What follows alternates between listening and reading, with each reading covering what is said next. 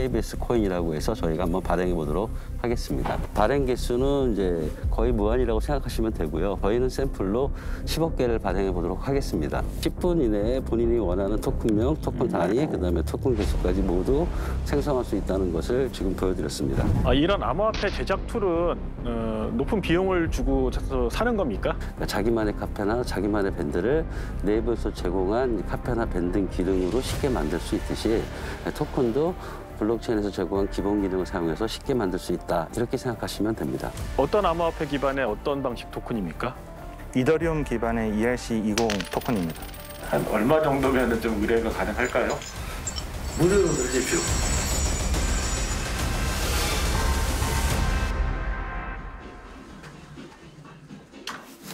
다 비트코인 이 난리를 치고 있는데 한 100만 원에 내가 살 수 있었다니 그 정보를 여기서 분명히 저는 들었습니다.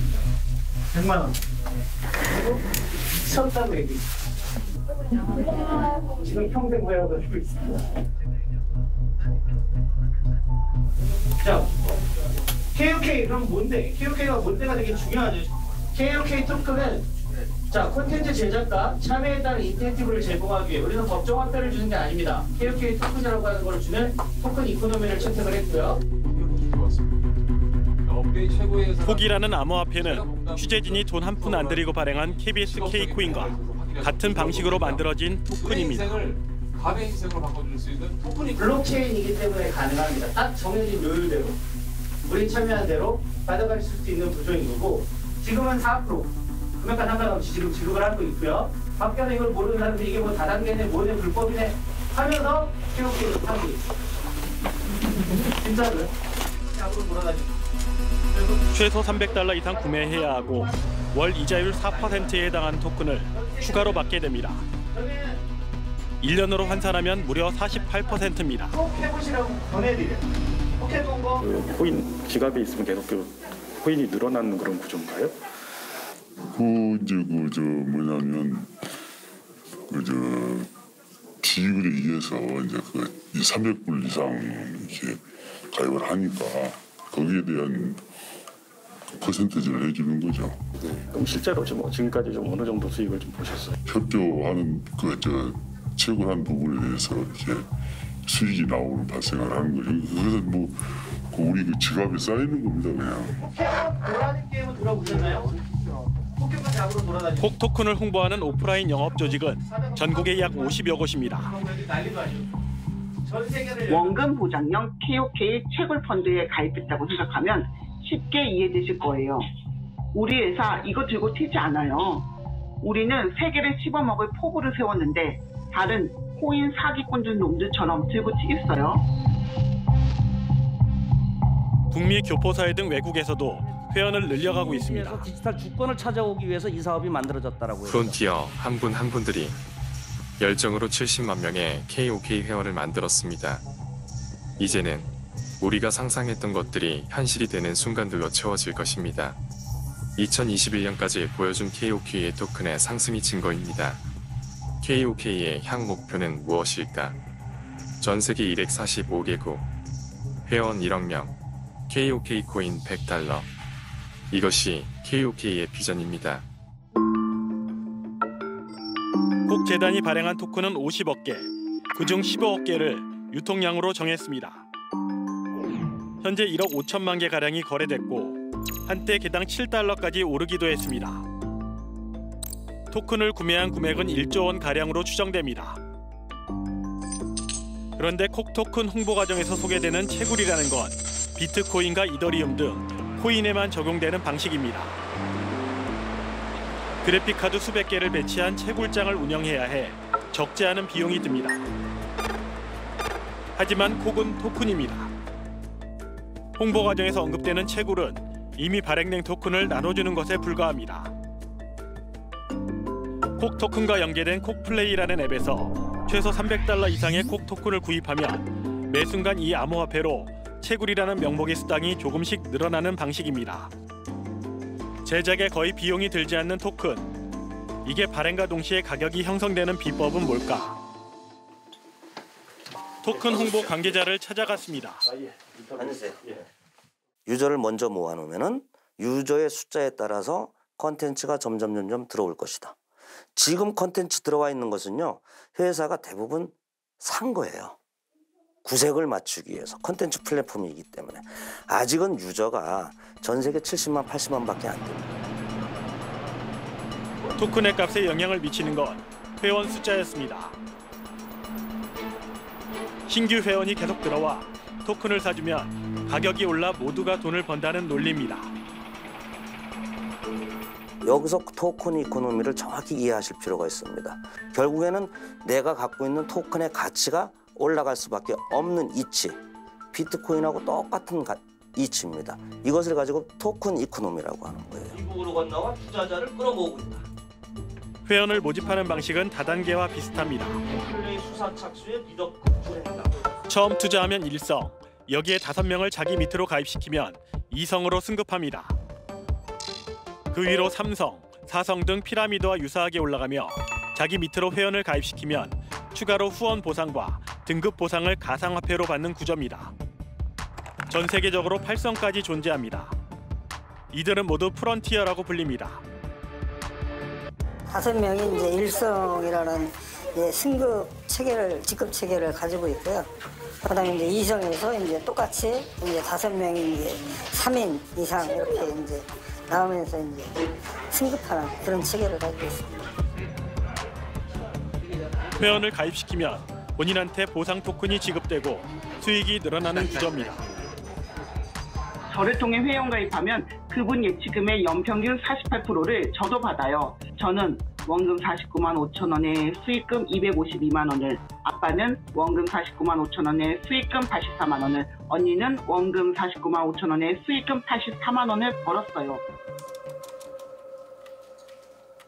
인터넷에서는 가족들이 콕에 빠져 수천만 원을 투자해 걱정된다는 글, 다단계 사기를 의심하는 글들도 여러 개 이어지고 있습니다. 콕 토큰을 홍보하는 측에서는 자신들의 다단계식 모집 방식이 현행법에 저촉되지 않는다고 주장했습니다. 이러한 커뮤니티나 플랫폼이 없어서는 안 되는 거예요. 우리 KOK, K스타디움의 사업을 보면은 어떠한 재화도, 어떠한 상품도, 심지어 코인도, 채굴기도 판매하지 않습니다. 어떠한 것도 판매하지 않아요. 수익도 토큰으로 주는 것이어서 불법인 유사수신, 즉 불특정 다수로부터 자금을 조달하는 것도 아니라고 주장했습니다. 우리는 이미 발행해 놓은, 사실 말하자면 원가가 없는 토큰이에요. 토큰을 발행하는 데는 돈 10만 원이면 됩니다. 아시겠지만은 발행해 놓은 원가가 없는 토큰을 주는 것뿐이에요. 무형의 가치를. 그런데 이 생태계를 통과하는 순간에 거래소에서 유형의 가치로 바뀌어요.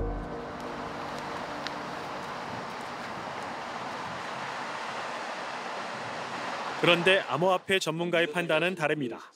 그러니까 사람들이 오해하는 게 유형이든 무형이든 어떤 암호화폐를 발행을 하게 되면은 그 발행된 암호화폐에 대응되는 자산이 반드시 있어야 된다. 그게 없으면 그거는 제가 볼 때 99.9%가 사기다. 이 토큰을 사용하는 사람이 많아지면 토큰의 가치가 높아진다는 그런 주장도 있는데요. 그 주장에 대해서는 어떻게 보십니까? 문제는 뭐냐면은 토큰을 왜 사고 싶어 하느냐는 거죠. 그 얘기는 그 서비스 활성화가 전제가 돼야 된다는 거지, 단순히 토큰을 수요 공급의 원리에서 가치를 올리게 되면은 그건 일종의 거품이라고 생각하시면 됩니다. 대부분 불건전한 토큰들, 소위 말하는 사기성 토큰들이 쓰는 방법이 주로 다단계입니다. 그게 이제 암호화폐에 대한 법 제도할 때 하나의 중요한 이슈가 될 거예요.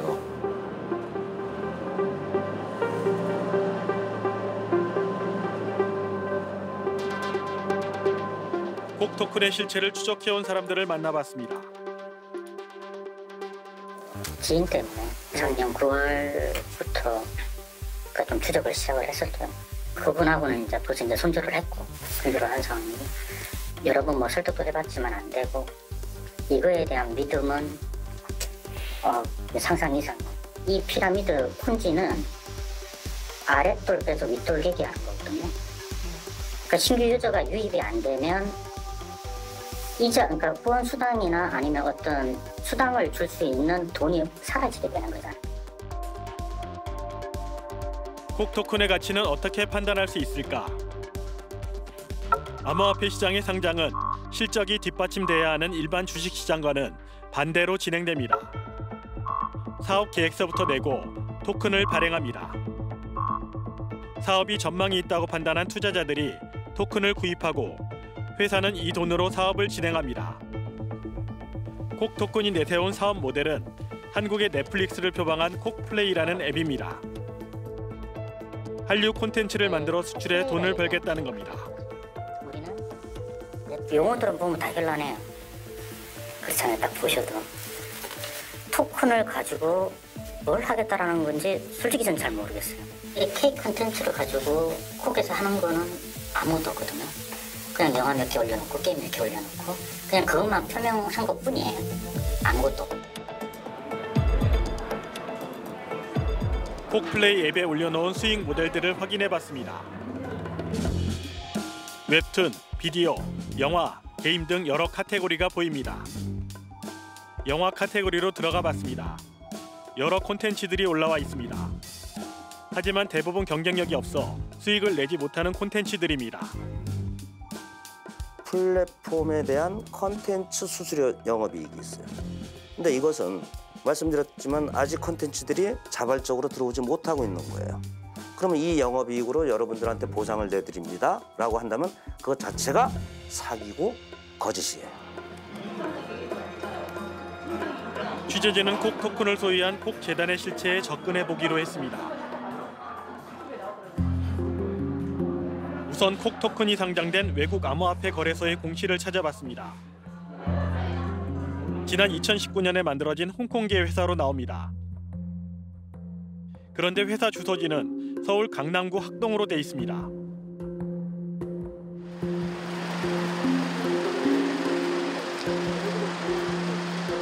주소지를 찾아갔습니다. 체제에서 왔는데 콕플레이가 와서 저는 좀 허락을 받으려고요. 근데 미리 네, 한번 말씀해 주시죠.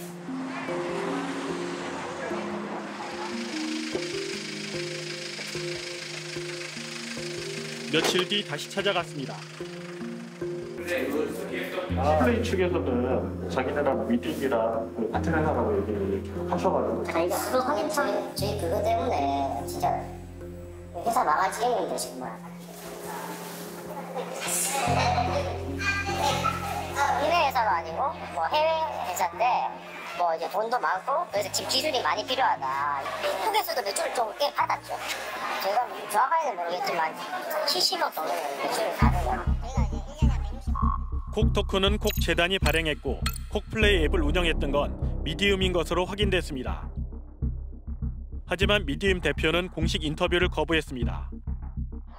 다만 서면을 통해 콕 토큰을 운영하는 것과 미디움 측과는 전혀 관련이 없다고 밝혀왔습니다. 이어 콕 측과의 유지 보수 계약을 조기 해지하겠다고 덧붙였습니다.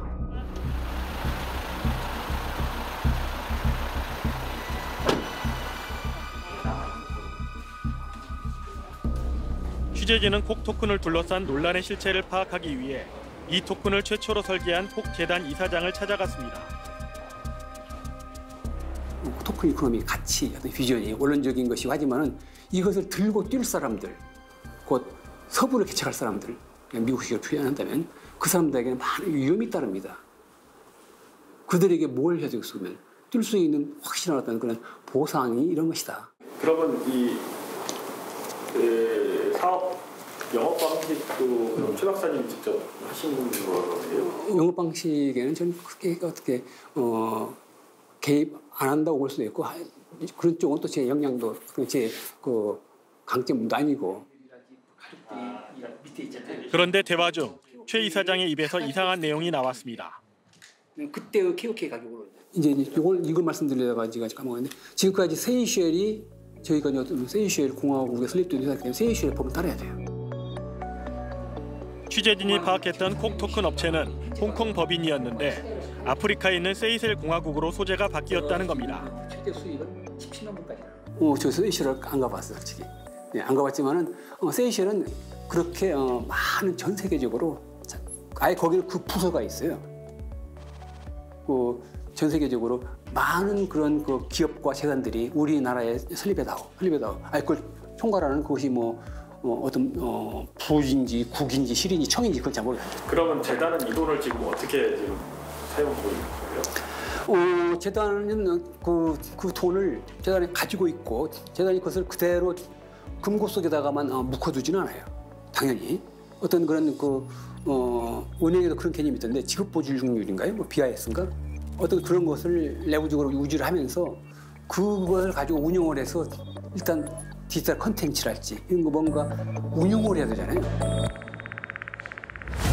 국내에서는 암호화폐 발행이 여전히 금지돼 있고 투자자 보호를 위한 관련법도 아직 없는 상황입니다. 토큰 가격이 하락하거나 사업체가 망하게 되면 투자자들만 고스란히 피해를 입게 되는 구조입니다. 암호화폐와 관련한 불법 행위로 수사당국에 검거된 인원도 해마다 늘고 있습니다. 취재진이 암호화폐 거래소 공시를 확인해보니 폭 토큰의 운영법인 소재지는 홍콩에서 세이셀 공화국으로 변경돼 있었습니다. 폭 토큰을 만들었던 최영주 씨는 새로운 암호화폐 K스타디움의 런칭 행사를 대규모로 열었습니다. 정부는 암호화폐 투자자들이 안심하고 투자할 수 있는 여건을 만들기 위해 비로소 관련 법을 만들기로 했습니다.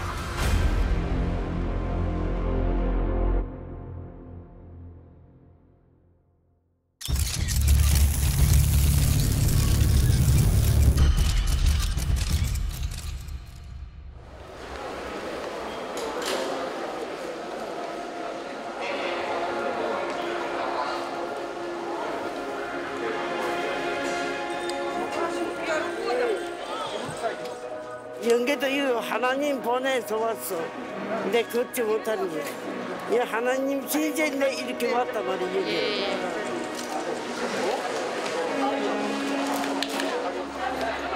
한 핏줄이고 한 민족이니까 대부분 다 한국에 들어오기 싶어 해요. 왜 그런가 하면 절반 여기가 아는 사람, 친척, 아들, 딸 다 여기 있으니까 그러길래 다 여기로 들어옵니다. 그리고 또 한국 나라는 우리 민족 나라잖아요.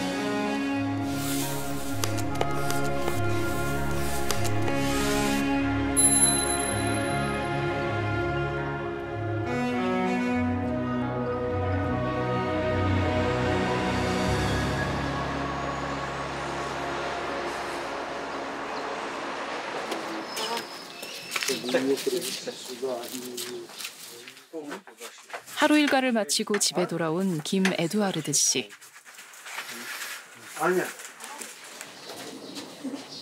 가족이 함께 있는 유일한 시간입니다.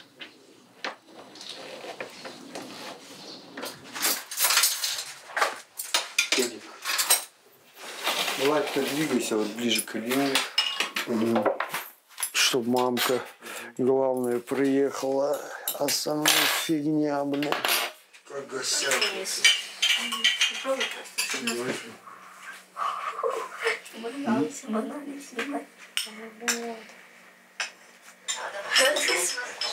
이들은 우크라이나에서 피난 온 고려인 가족입니다.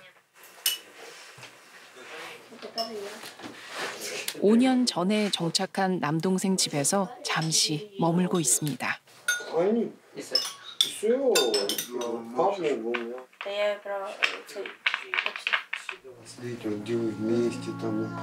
김 씨의 아내는 같이 오지 못했습니다. 우크라이나인이어서 비자를 받지 못했기 때문입니다. 마인크래프트. 아, 마인크래프트. 예, 마인크래프트. 언제 혹시 자기 전에 생각이 난다든지. Выключил. 하루 종일 계속. 아침부터 왜 엄마 왔어? 왜 엄마 왔어? Фотографии смотрите, он будет снимать. Эдик, посмотрите, фотографии. Я дальше не помню, что там. Ну, 사진. 폴란드에서. 아, 폴란드 공항에서 찍은 사진이에요.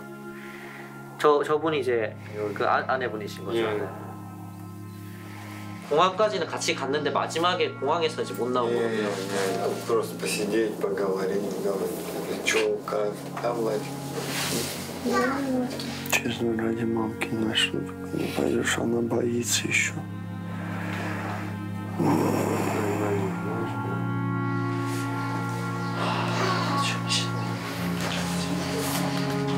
아이들을 먼저 데리고 가면 따라가겠다. 김 씨 아내가 공항에서 마지막으로 건넨 말입니다.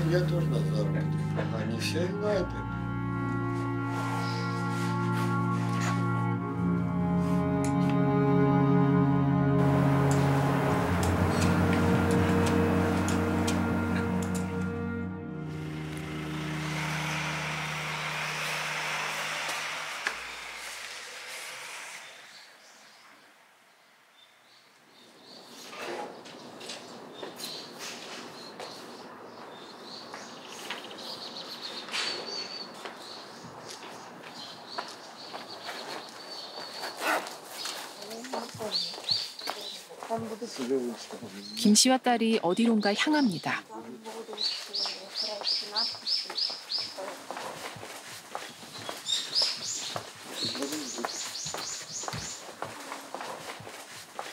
한국에서의 삶을 이어나가기 위해선 뭐라도 해야 합니다.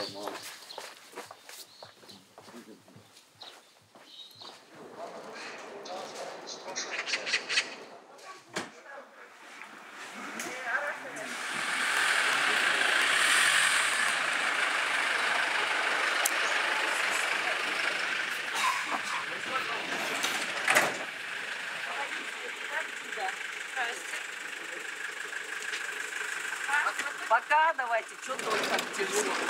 Ага, пока.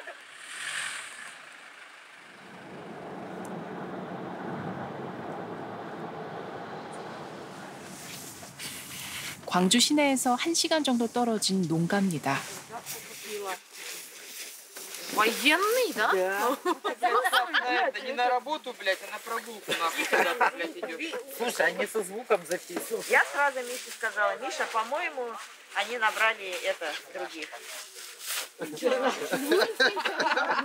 Придумал. 주변 웃음소리에도 두 사람만 표정이 풀리지 않습니다.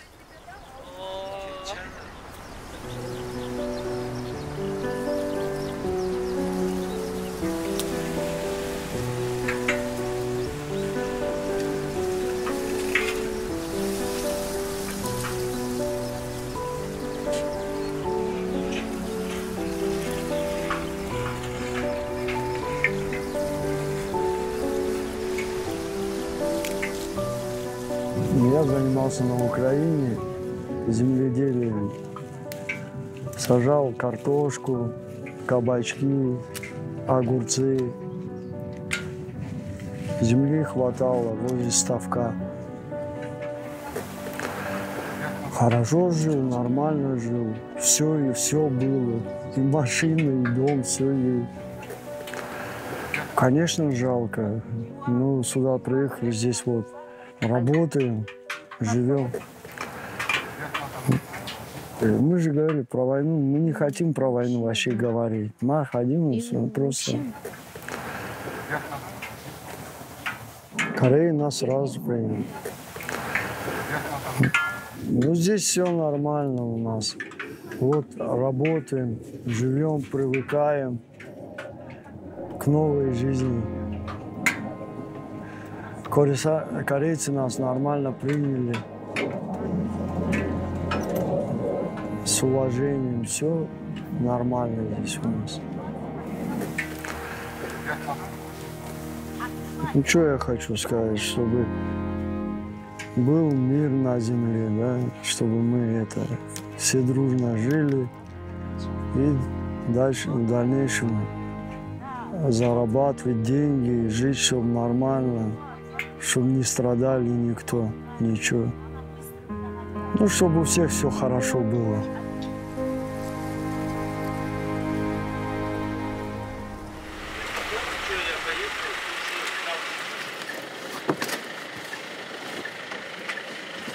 네, 대표님 문 닫아주시면 돼요. 나 문 여기 닫아야 돼? 네, 자동문 아니에요. 닫아진 게 아닌데. 안녕하세요. 네, 안녕하세요. 동생 와이프가 연애부터 지금 여기서 한 5년 넘어 살고 있는 것 같은데 그래 한국말 좀 하자 이태요. 그러니까 나한테 전화 받더라고.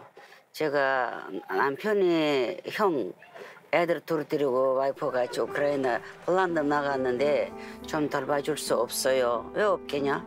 돌봐줄게. 다른 데로 온 사람 다 돌봐주는데 왜 너네를 안 돌봐주게? 와이프는 우크라이나 여자 돼가지고 그분이 혼인신고 없어가지고 와이프는 못 데리고 왔다대. 근데 애들이 엄마가 아이들 떨어질 때는 아이 마미가 엄마 마미가 얼마나 아프겠어요 그게. 예. 근데 애들은 엄마가 옆에 있어야 되는데 애가 여기 들어오면서 계속 울었다잖아요. 나는 집에 엄마한테 갈래요. 난 여기서 안 짖을래요. 난 엄마한테 간다 하더라고. 네, 옆에. 아. 큰 거 무거운 거는 제가 들고 갈게요.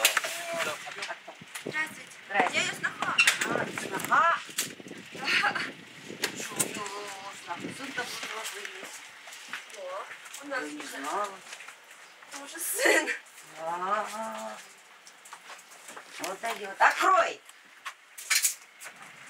Что ты закрыл? Привет. 김 씨가 농장에서 일하는 사이 그 아들은 김 씨 남동생 집에서 하루 종일 시간을 보냅니다. Не плачет? Плачет за нами. Плачет? Да. На, открой сам. Вот так, потом радовался им, потом скажешь спасибо. 신조야 광주 고려인 마을 대표가 가지고 온 건 적십자사 지원 물품입니다. На готовую кашу куда ты 넣어? 뭘 제일 좋아하냐고 물어봤지. 이게 카레예요, 카레. 카레. 예, 이게 카레. Ой, здравствуйте,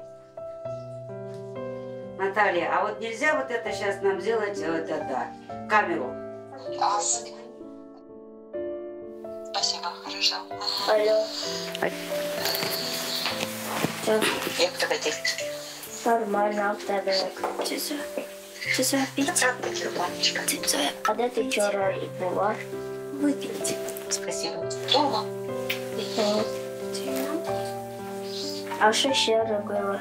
Що ви їсти готували? Картошку варили, борщ. А що снилось? Ничего не снилось. Просто сон. А живет она где там? А де ти живеш? Я в хостелі живу. А велика у вас квартира? 네, 조금만 돈 안 해도 돼. 그럼 저희가 할게요. 어이구, 다리를 들을 허리가 아파 죽겠네.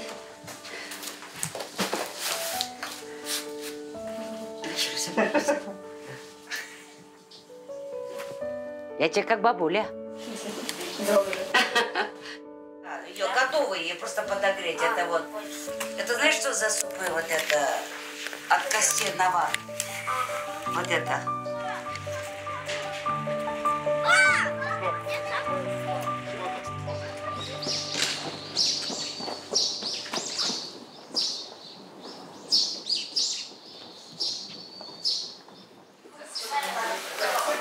안녕하세요. 저 KBS에서 왔는데요.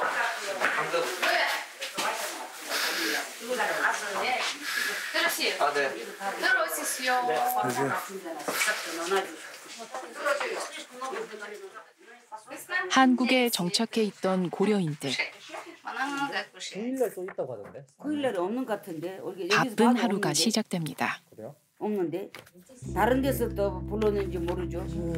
여기는 이 사람들은 다 들어왔어요. 저는. 네. 3일 날에 떠났잖아. 4일 날에 도착했어요. 4일 날에 도착해서 하나, 둘, 셋, 넷. 아직은 자가격리에서 안 나왔어요. 얘들 또 와야 돼 다음 주일에. 네. 그러면 대표님 지금 여기 있는 다 항공권이 그 여기서 사서 보내준 모든 항공권이죠? 네, 아니요, 저기 많이 있잖아. 어떻게 다 모든 게 돼요. 또 더 있어요? 보통 지원은 이들은 우크라이나 고려인 난민들이 한국에 피난 올 수 있도록 항공권을 사서 보내주고 있습니다. 고려분들이 몇 명이나 있었어요? 지금까지 이 고려인 마을이 한국에 데려온 우크라이나 고려인 난민은 280명이 넘습니다. 이것이요. 그 자격증이 끝나고서 어제 온 거요. 이게 다. 그 나잖아. 이거 나 앞에서 말하고 있잖아요. 지금 이 아이들 보시오 얼마나 많이 왔는가. 그리고 여기 와서 이거 줄 선 거 보시오. 이 사람들이 다 이거 넣어준 거예요. 보시오. 수요일 날에 거기서 또 나요. 내일은 아니고요? 화요일은 아니고? 아니야. 이게. 이 돈은 어떻게 해요? 아니야. 국가에서 지원받은 게 아니고 목사님 이렇게 사람들께 부탁해가지고 한국 사람들 부탁해가지고 후원해달라, 한국 우크라이나 사람들 데리고 오기에 좀 돈 좀 보내달라 이렇게. 난민들이 적십자사 긴급 지원금을 받을 수 있도록 각종 서류를 작성해 주는 것도 이곳에서 하는 일입니다. 보시오. 우리가 싹 만들어줘야 돼. 이렇게 싹 다 해가지고 우리가 너네가 싹 다 해가지고 계약서나 해가지고 와라. 한 사람 이렇게 적십사 우리가 보내야 되지만 적십사에서 돈 보내주겠어요. 아 이렇게 그 자료를 만들어 주고. 네네 이렇게 싹 다. 전쟁 긴급 지원 신청서. 네네네네. 이렇게 해가지고 우리가 다 보내줘야 돼. 그지로 다. 출생 증명서 이거 다. 이게 한 가족이거든요. 이건 한 가족이에요. 이렇게 우리가 다 여기서 해주고 적십사에 보내주고 적십사에서 그 사람들 계좌번호다 돈 보내줘야 돼. 근데 아직도 수많은 고려인 전쟁 난민들이 도움을 요청하고 있습니다. 내가 넣어주고 봤잖아요. 떠난 거는 이게 5월 10일 도착한 거는 5월 12일 5시. 이게 37명이요. 이게 다 보시오. 10일. 여기가 18명 있어, 20몇 명 있을 건데.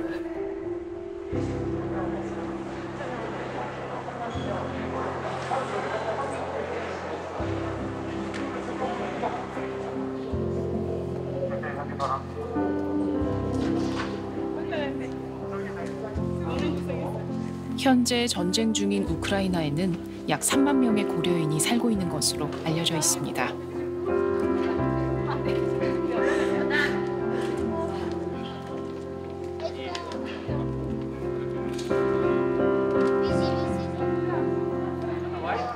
이 가운데 광주 고려인 마을집과 연락이 닿아서 한국으로 들어오기 위해 기다리고 있는 고려인은 493명입니다.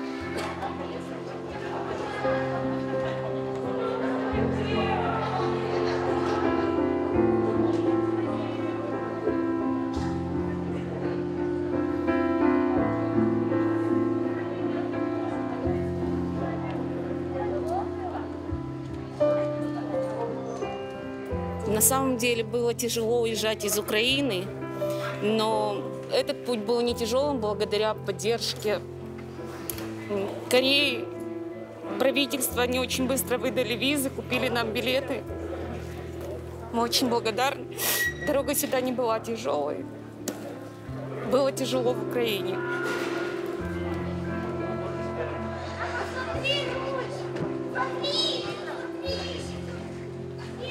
이렇게 또 인연의 실은 이어집니다.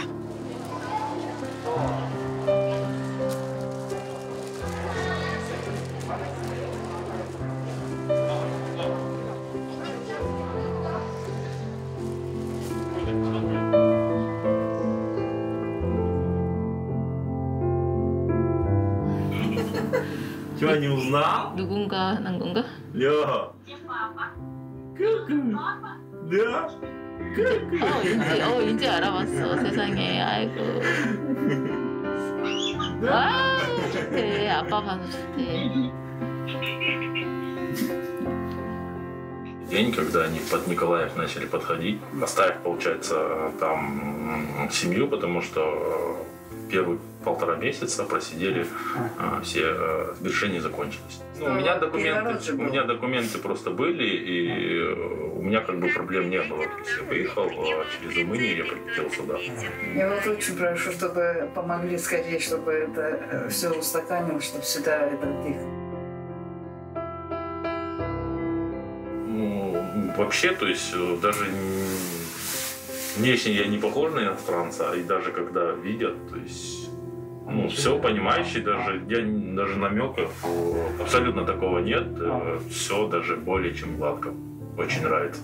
Мои дети, внуки будут здесь и будут учиться, как обращаются люди здесь.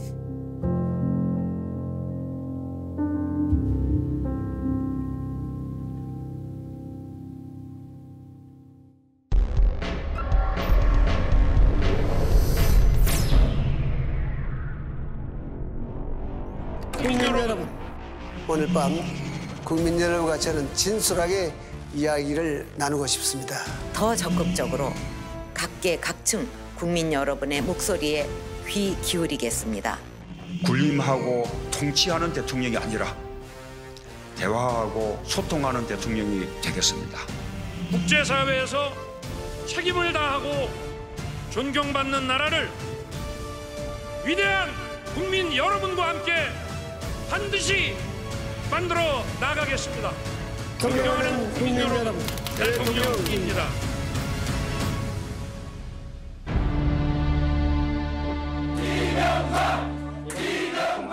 한나라당 이명박 후보 과반에 육박하는 지지를 받고 새 2위 정도 530만 표 차이 압도적 승리였습니다. 환호의 순간은 길지 않았습니다. 위기가 찾아왔습니다. 광우병 논란 때문이었습니다. 국민의 마음을 헤아리는데 소홀했다는 지적도 겸허히 받아들입니다. 국민 여러분께 송구스럽게 생각을 합니다.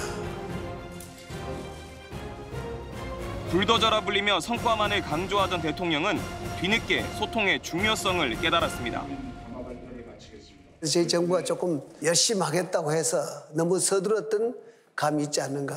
그래서 국민의 심정을 이해하는데 국민들 입장에서 보면 매우 소홀히 했지 않느냐 하는 그런 생각하고 계시는 것 같고. 임기 5년 동안에 원고대로 한 적이 단 한 번도 없었습니다.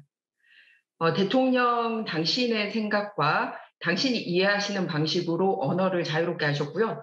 누구보다도 진솔하고 자연스러운 대화가 많았고요. 공식 행사가 끝난 다음에도 꼭 소통관에 남아서 굉장히 긴 시간 대화를 즐기시곤 하셨습니다. 기자회견 이외에 TV 출연이나 특별대담, 시민들과 패널들과 함께 했던 행사를 처음 시도하시고 자주 하셨던 면이 기억에 남습니다. 하지만 충분하지 않았습니다.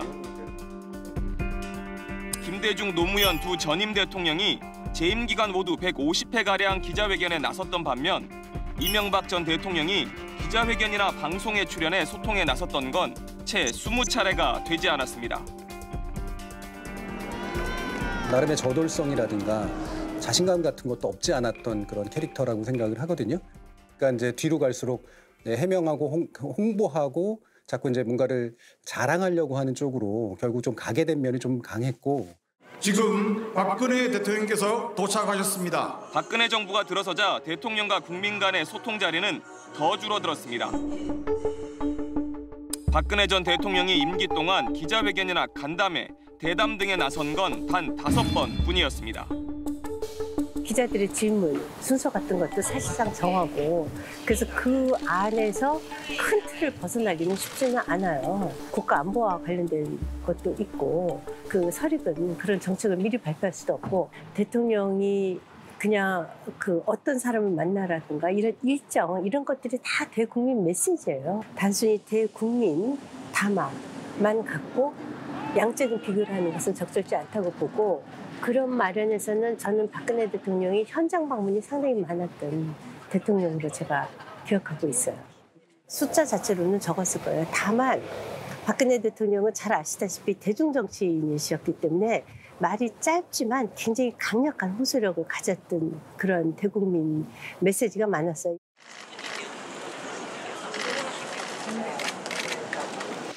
위기 상황에서도 소통 방식은 바뀌지 않았습니다.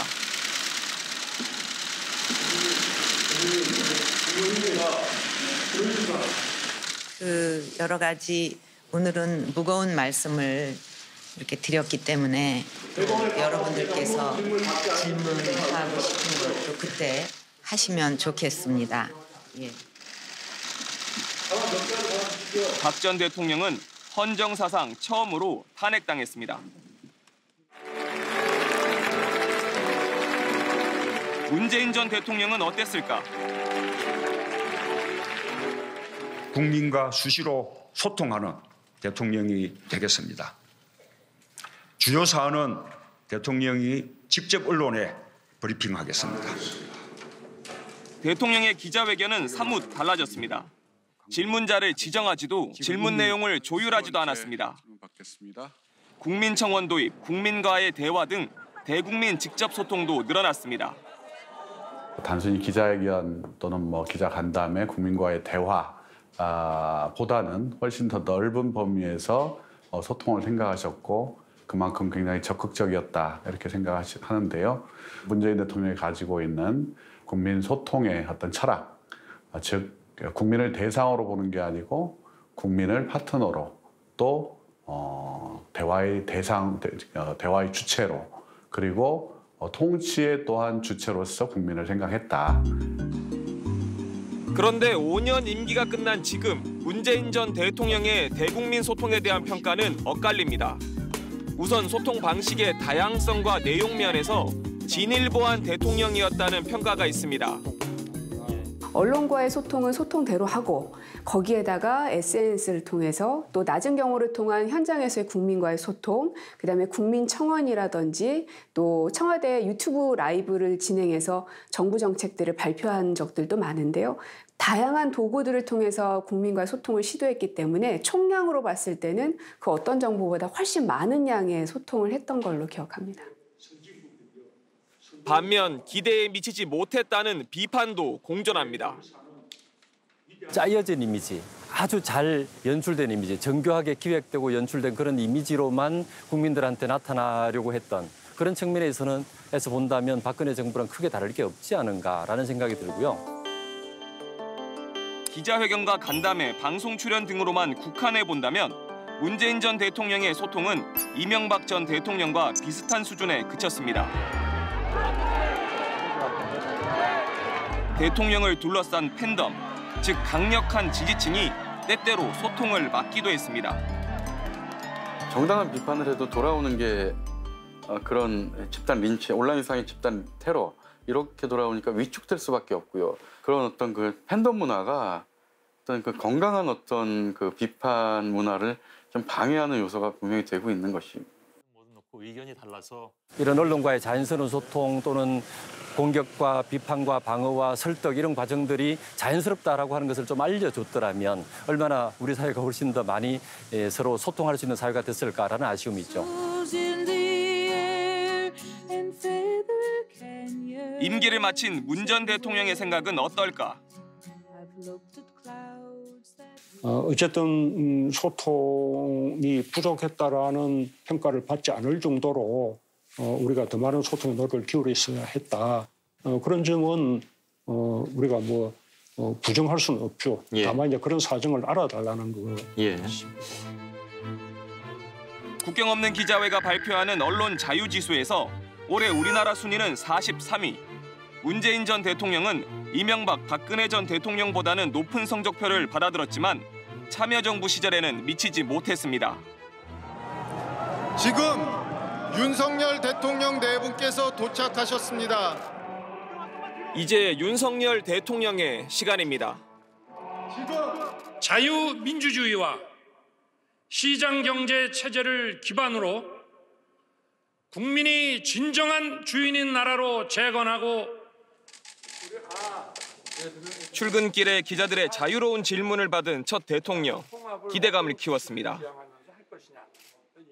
오늘 첫 출근이신데 한 네. 말씀 부탁드립니다. 어제 제가 그 취임사에 통합 얘기가 빠졌다고 지적하시는 분들이 있는데 너무 당연한 거기 때문에 통합이라고 하는 건 우리 정치 과정 자체가 국민 통합의 과정입니다. 우려의 목소리도 있습니다. 언론에 대해서 한마디 한마디 하는 발언들이 굉장히 거칠죠. 그리고 최근에 그 인수위 출입 기자들을 보면은 그 비판 언론에 대해서 출입을 막고 있지 않습니까? 비판 언론에 대해서 좀 출입조차 막는 것은 너무나 좀 자신 없는 태도이고, 비판 언론의 존재 이유와 가치를 인정하고 수용해야 언론과 정치 언론의 건강한 긴장 관계가 유지될 수 있다고 생각합니다. 언론과의 접촉면을 늘리겠다라고 하는 다짐, 약속이 꼭 지켜지는 것이 중요하겠다. 그 대통령이 언론과 만나는 것을 정례화하면 제일 좋겠고요. 일방적 전파가 아닌 대화가 있는 소통, 비판에 대한 이해와 수용을 국민은 요구하고 있습니다.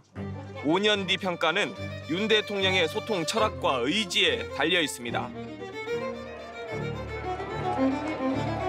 국민과 대통령의 소통을 위해 이제 언론도 달라질 것을 요구받고 있습니다. 언론의 고유한 기능은 권력과 각종 권력을 감시하는 것, 그리고 또 그런 권력들이 작동하는 방법에 대한 정보를 취재해서 독자들한테, 시청자들한테 알려주는 것이어야 하는데, 내가 직접 이 과정에서 어떤 역할을 하겠다라고 들어가 버리면 이건 정치의 영역으로 넘어가 버리는 거죠. 그건 언론으로서는 대단히 심각하게 반성해야 될 부분이라고 생각을 합니다. 언론을 매개하지 않으면 안 되는 국면들이 분명히 있어요. 그렇다면 쌍방적 대화가 가능한 언론의 모습을 보여줘야 된다라는 것이죠. 즉 우리가 검증했을 때 확실히 더 많은 사실 확인이 가능하고 확실히 더 다양한 의견들을 제시할 수 있다. 그리고 권력자가 분명히 이제 언론 앞에 섰을 때 훨씬 더 투명해질 수 있다라는 모습을 언론 스스로 보여주는 게 훨씬 더 중요한 문제인 것 같아요.